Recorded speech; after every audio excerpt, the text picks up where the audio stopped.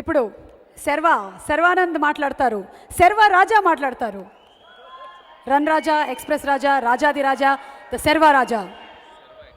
ఈ సినిమాకి కూడా రాజా అని పెడతానంటే వద్దు అని రాజు అని పెట్టించారు. అందరికీ నమస్కారం అండి.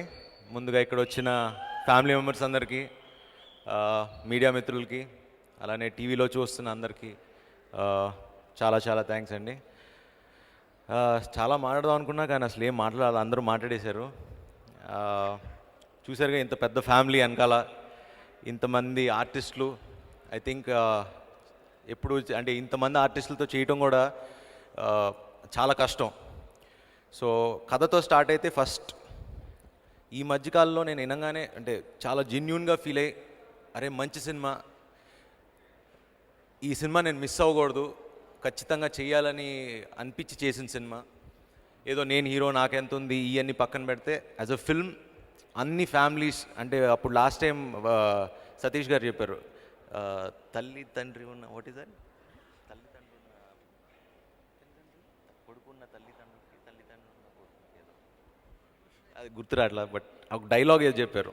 అంటే బేసిక్లీ ప్రతి ఫ్యామిలీ మెంబర్ పిల్లలకి చూపించి, లేకపోతే పిల్లలు చూసి పేరెంట్స్ చూసుకుని డెఫినెట్గా ఒక హ్యాపీ ఫీలింగ్తో ఇంటికి వెళ్తారు సినిమా చూశాక. And thanks Mickey for giving such a fantastic music. నేను పొద్దున విజయవాడ నుంచి వస్తుంటే మొత్తం విజయవాడలో అందరూ చెప్తున్నారనమాట, లైక్ పాటలు రిలీజ్ అవ్వగానే ఆ ఫస్ట్ పాట వినగానే 20 years బ్యాక్ వెళ్ళాం, మాకు మా ఊరు గుర్తొస్తుందని. So that itself is a success. So thanks to the music director Mickey, first time చేస్తున్నాం.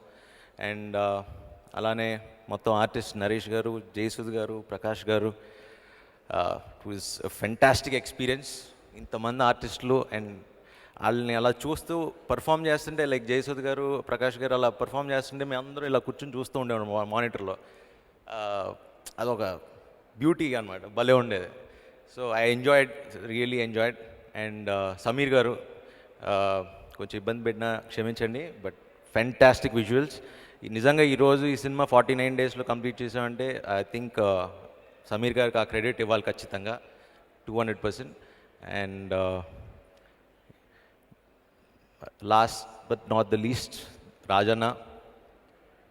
అంటే మామూలుగా దిల్ రాజు సినిమాలు అని అందరూ అనుకుంటుంటారు కదా బయట, దిల్ రాజు సినిమా అని. అంటే ఒకటి నేను అబ్జర్వ్ చేసింది ఏంటంటే, ఊరికినే ఆయన దిల్ రాజు అవ్వలేదండి. అంటే ఆయనకి అంటే ఫస్ట్ డే నేను షూటింగ్కి వెళ్ళినప్పుడు ఆయన వచ్చారు షూటింగ్కి. మేము ఏదో ఊరేగింపులో ఏదో సీన్ ఉంది, ఆయన రోడ్డు మీద జనాలందరినీ నడుపుతూ అటు జరిపి ఇటు జరిపి ఆయన పని చేస్తున్నాడు. ఆయన అసలు మామూలుగా చేయాల్సిన అవసరం లేదు. అంటే ఆయనకి అంటే ఒక్కొక్క షాట్ కూడా మిస్ అవ్వకూడదు అన్న ప్యాషను, ఒక్కొక్క సీను, ఒక్కొక్క సాంగ్ రాంచుకునే విధానం.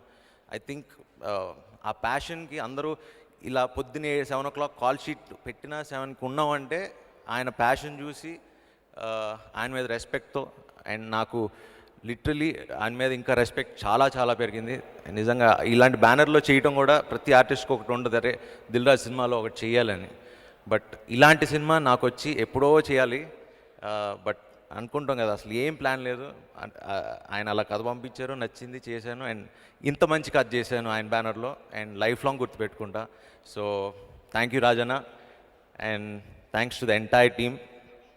Thank you.